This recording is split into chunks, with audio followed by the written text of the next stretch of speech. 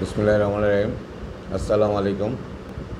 সুপ্রিয় ছাত্রছাত্রীবৃন্দ, সরকারি হনার কলেজের আজকের অ্যাকাউন্টিংয়ের এই অনলাইন ক্লাসে তোমাদের স্বাগত জানাই। আজকে আমরা আলোচনা করব non profit organization and its accounts, অর্থাৎ অমুনাফাভোগী যে সমস্ত প্রতিষ্ঠান আছে তাদের হিসাব রক্ষণ পদ্ধতি নিয়ে আমরা আলোচনা করব। অর্থাৎ নামে আমরা বুঝতে পারি যে আজকের আলোচনাটা মুনাফাভোগী প্রতিষ্ঠান নিয়ে নয়। অমুনাফাভোগী প্রতিষ্ঠান হচ্ছে তারা মুনাফা আসলে নেয় না, কিন্তু এটা সংজ্ঞা আমরা শিখবো, এটা বৈশিষ্ট্য শিখবো, কোন কোন প্রতিষ্ঠান অমুনাফাভোগী সেটা আমরা জানবো।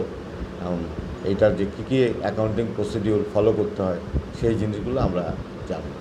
তো চলো আজকের আলোচনায় আমরা ফেরত যাই। প্রথম হচ্ছে অমুনাফাভোগী প্রতিষ্ঠান, অর্থাৎ যে সমস্ত প্রতিষ্ঠান মুনাফা ভোগ করে না, কাজকর্ম করে এবং তারা পণ্য সামগ্রী ক্রয় বিক্রয়, আমদানি রপ্তানি বন্টন সবই করে, কিন্তু প্রতিষ্ঠিত হয় জনকল্যাণে, অর্থাৎ জনগণের জন্যই এগুলো প্রতিষ্ঠিত হয়।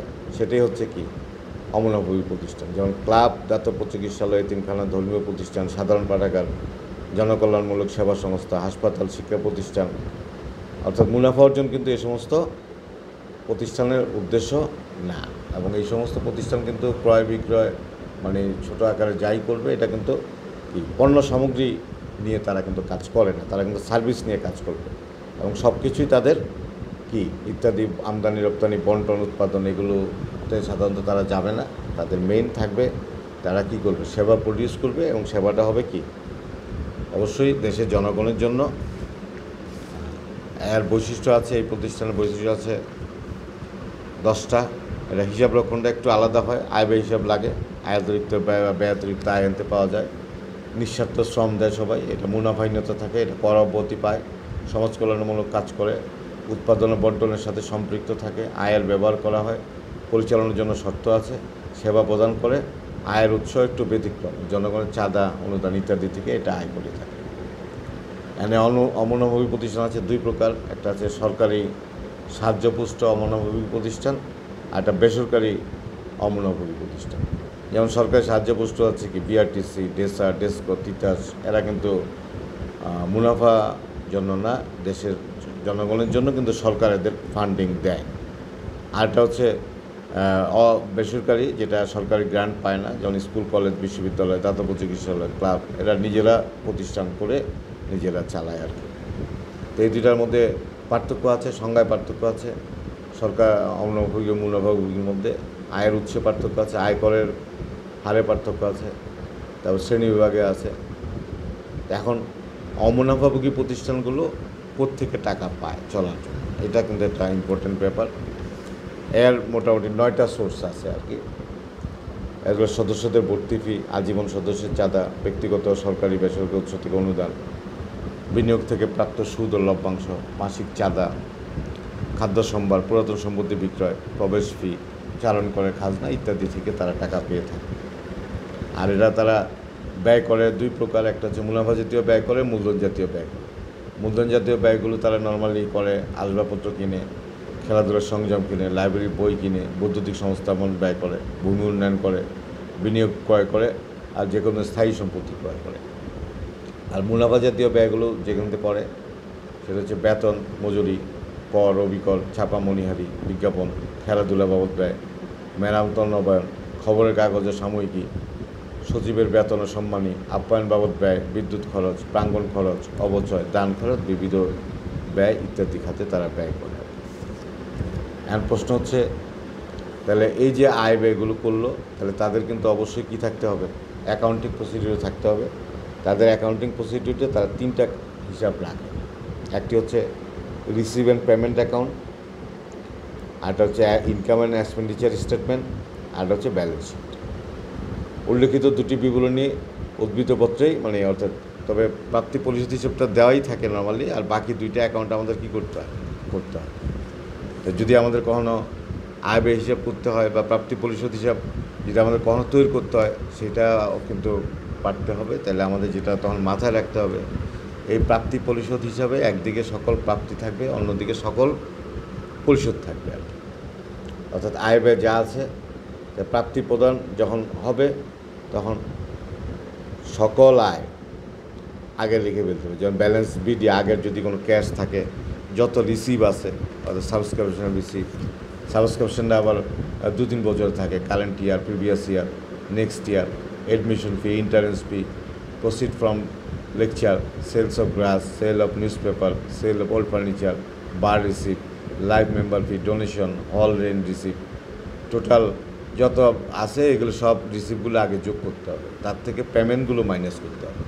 তাহলে পেমেন্টগুলো হবে salaries, investment, printing and stationery, plates, cutlery, bar purchase, office expense, purchase of furniture, purchase of bats, তারপর upkeep of ground, drama expense, newspaper and periodical, purchase of books. তাহলে এই যে এক্সপেন্ডিচার বা পেমেন্ট, আর প্রথমে যে আসলো income থেকে এই রিসিপ্ট থেকে সব পেমেন্ট বাদ দিলে যা থাকবে তার নামে ব্যালেন্স সিডি, সেটা cash in hand and cash in ব্যাঙ্কে এটা থাকতে পারে। এটা কিন্তু প্রথম যে এখানে সকল প্রকার রিসিভ এবং এক্সপেন্স এখানে কিন্তু আসবে, এটা মূলধন হোক আর রেভিনিউ এক্সপেন্ডিচার হোক বা রেভিনিউ ক্যাপিটাল হোক। তারপরে আমাদের করতে হবে ইনকাম স্টেটমেন্ট।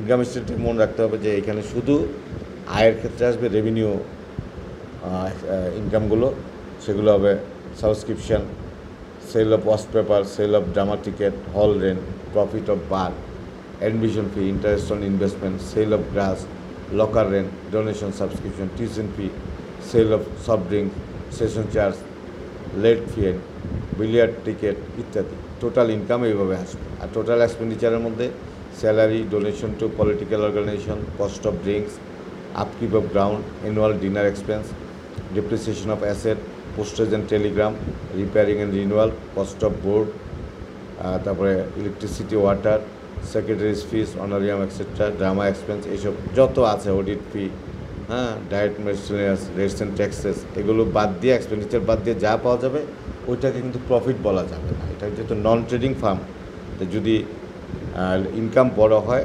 এক্সপেন্ডিচার আছে তাহলে ওটা হবে excess of income over expenditure, আর যদি ডেফিসিট বড় হয় সেটা হবে কি excess of expenditure over income হবে।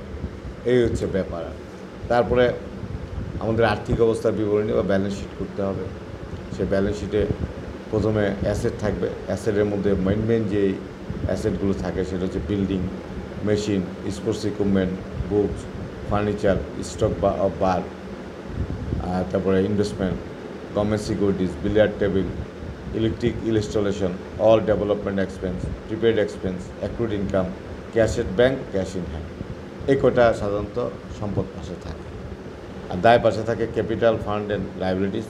প্রথমে ক্যাপিটাল ফান্ডের সাথে লিগেসি যোগ করতে হবে, ডোনেশন যোগ করতে হবে, লাইফ মেম্বার ফি যোগ করতে হবে, আর লেস করতে হবে excess of income over expenditure, এটা হলে যোগ হবে, আর উল্টা যদি হয় এক্সপেন্ডিচার বড় হলে এটা বিয়োগ হবে। তারপর স্পেশাল ফান্ড লিখতে হবে, তার সাথে নিউ রিসিভ থাকলে যোগ করতে হবে, এক্সপেন্স থাকলে বাদ দিতে হবে। সাবস্ক্রিপশন রিসিভ ইন অ্যাডভান্স আসবে, তারপরে এক্সপেন্স ডিউ যেটা আছে ওইটাও আসবে। তারপরে যোগ করলে সম্পদ পাশের সমান কী হবে, দায় পাশের হবে, অর্থাৎ দুই পাশ কী হবে, এক সমান হবে। আর এখানে অঙ্ক করার সময় মনে রাখতে হবে যে স্পেসিফিক ওপেনিং ক্যাপিটাল ফান্ড কিন্তু আমার কী করতে হবে, আগে ক্যালকুলেশন করে নিতে হবে। তো সেখানে হবে যে ওপেনিং যে অ্যাসেট আছে তার থেকে ওপেনিং লাইবিলিটি বাদ দিতে হবে। অর্থাৎ সেখানে হলো ওপেনিং অ্যাসেটে সাধারণ থাকে cash in hand, cash in bank, accrued income, advance expense, তারপরে investment, bar stock, unused stationery, furniture and fittings, sports equipment, club premises, building, এগুলো হচ্ছে টোটাল ওপেনিং আছে। আর টোটাল ওপেনিং লাইবিলিটি বাদ দিতে হবে, সেটা হচ্ছে outstanding expense, advance receipt, income receipt in previous year, sundry fund. তারপরে ওপেনিং অ্যাসেট থেকে ওপেনিং লাইবিলিটিস বাদ দিলে যা থাকবে এটার নামই হবে কি ওপেনিং ক্যাপিটাল। এই ওপেনিং ক্যাপিটালটা কিন্তু আমার কি যাবে, মানে আমার ব্যালেন্স শিটে এটা কিন্তু যাবে। আর এই ছিল আজকের আলোচনা।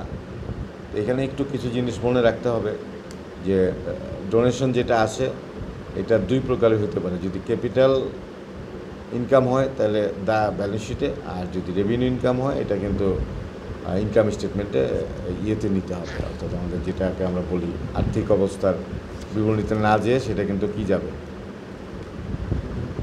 সেটা তখন যাবে হচ্ছে ইনকাম অ্যান্ড এক্সপেন্ডিচার স্টেটমেন্টে। এটা খেয়াল রাখতে হবে। ঠিক একই কথা আরও কিছু ইয়ে আছে, যেমন এককালীন চাঁদা যদি পাওয়া যায় সেটাও এই ঘটনা করতে পারে। উইলকিত দ্বন্দ্বলুদের ক্ষেত্রে লাইফ মেম্বারশিপ ফান্ডে মূলধন, অ্যাডমিশন বা ভর্তি ফিতে, অনুদানে, এই দুই প্রকারের হতে পারে। যদি কোনো ইনস্ট্রাকশন এগুলো তো দেওয়া না থাকে, এগুলোকে রেভিনিউতে না নেওয়াই ভালো। কিন্তু যদি কোনো ইনস্ট্রাকশন থাকে সেটা কিন্তু কী করতে হবে, এটা ওই ইনস্ট্রাকশন অনুযায়ী ব্যয় করতে হবে। বা যদি ইনস্ট্রাকশন থাকে যেটা দুই ভাগেই কী করো দাও, তখন সেটা দুই ভাগেই কী করে দিতে হবে, দিতে হবে। এই ছিল আজকের আলোচনা। আশা করি তোমরা এই আলোচনা খুব সহজেই বুঝতে পেরেছো যে আমাদের অমূল্যভোগী প্রতিষ্ঠানগুলো কী এবং এই প্রতিষ্ঠানগুলোর হিসাব কিভাবে রাখতে হবে সেটা আশা করি সম্পূর্ণ ক্লিয়ার হয়েছে। তারপর যদি কারো কোনো সমস্যা থাকে আমার সাথে আলোচনা করে তোমরা এটা কী করে নিবা, সলভ করে নিবা। তো সবাইকে ধন্যবাদ জানিয়ে আজকের মতো বিদায় নিচ্ছি। সবাই ভালো থাকো। আসসালামু আলাইকুম।